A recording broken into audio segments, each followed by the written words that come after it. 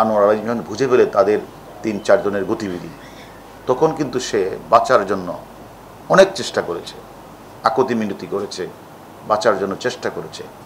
কিন্তু যখন উনি দৌড়ে বের হতে চাচ্ছিলেন, তখনই যে কালকে যে গ্রেপ্তারকৃত ফয়সাল সাজি, তার হাতে ছিল ক্লোফ্রাম, সেটা দিয়ে তার মুখে নাকের মধ্যে সে জাপটে মেরে ধরে ফেলেন।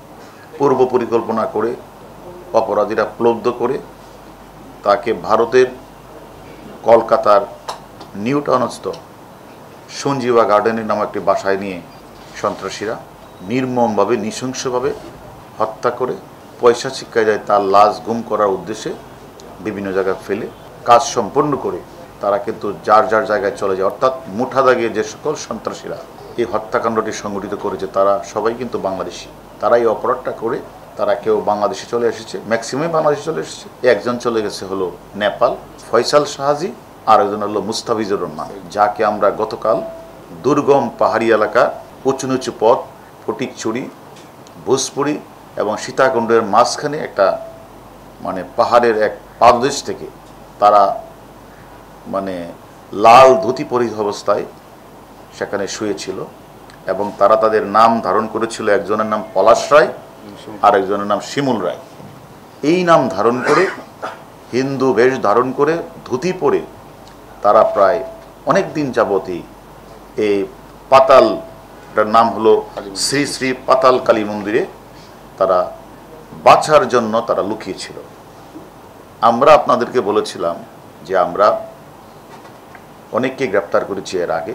এই দুইজনকে গ্রেপ্তার করার জন্য আমাদের একটি টিম ছিল ঝিনাইদহ, আরেকটা টিম আমরা কাজ করতেছিল হলো যশোহর, আর দুটি টিম কাজ করতেছিল খাগড়াছড়ি, বান্দরবন, তারপরে সীতাকুণ্ড, ফটিকছড়ি। ওই এলাকাগুলিতে আমাদের টিমগুলি কাজ করতেছিল অনেক দিন যাবত। আমরা এর মধ্যে একটি টিম আমাদের সুন্দরবনও গিয়েছিল, আমরা তথ্য পেয়েছিলাম সুন্দরবনের আমাদের মানে ওই মাছ ধরার ট্রলারের সেখানে আমরা তথ্য পেয়েছিলাম। এইভাবে আমরা মানে সবগুলি জায়গায় পাহাড়ের পাদদেশ থেকে শুরু করে বঙ্গোপসাগর, সুন্দরবন এবং বিভিন্ন জায়গাগুলিতে আমরা কিন্তু এই দুজন ব্যক্তি যারা সর্বশেষ দুজন ব্যক্তি যারা ওই শিমুল ভূঁইয়ার নেতৃত্বে তারা মানে হত্যাকাণ্ডের জন্য যা যা করার তারা সেটাই করেছে।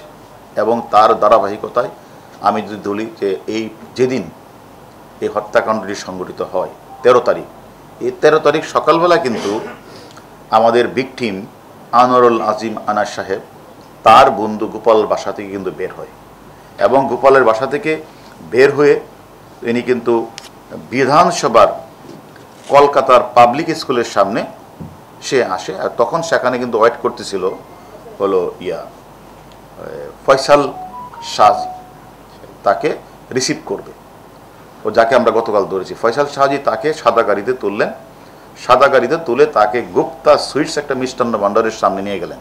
সাদা গাড়ি নিয়ে সেখানে গিয়ে একটা লাল গাড়ি ছিল, সে লাল গাড়িতে ফয়সাল সাজি ওই এমপি আনোয়ার আলী তো ভিকটিমকে নিয়ে লাল গাড়িতে ওয়েট করতেছিল শিমুল ভূঁইয়া মূল ঘাতক। এরা তিনজন সেই গাড়িতে করে তারা আবার ওই কলকাতার ওই যে সঞ্জীবা গার্ডেনে নিয়ে গেলেন। ওইখানে ওয়েট করতেছিল বাসার ভিতরে মুস্তাফিজ, ডাইনিং রুমে ছিল জিহাদ হাওলাদার, আর সিরাজটিকে রাখছে দরজার সামনে, আসলে যেন তাকে রিসিভ করা হয়। এবং যখন সে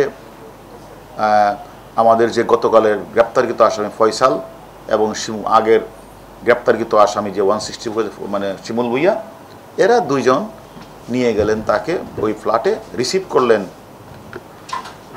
হলো তাকে মুস্তাফিজ আর সিরাজতি রহমান করে। কিন্তু তারা সিরাজতি রহমান উপরে থেকে যায়, আর ওই যে আমাদের যে মূল কালকের যে আমাদের যে যারা হত্যাকাণ্ড সংগঠিত করেছে ফয়সাল সাজি এবং মুস্তাফিজ এমপি সাহেবকে নিয়ে তারা নিচের এক কর্নার রুমে চলে যায়।